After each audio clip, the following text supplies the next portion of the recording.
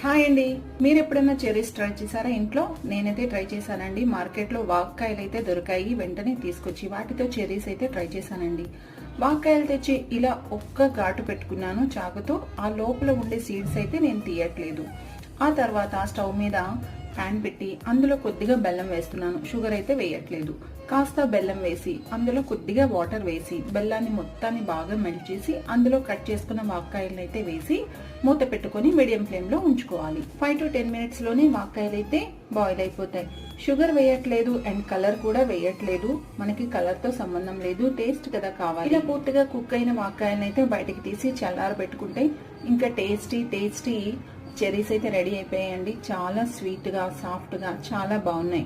ఇవి కాస్త పులుపు ఎక్కువ ఉండటంతో బెల్లం కాస్త ఎక్కువ పడింది. మీరు షుగర్ తో కావాలన్నా చేసుకోవచ్చు.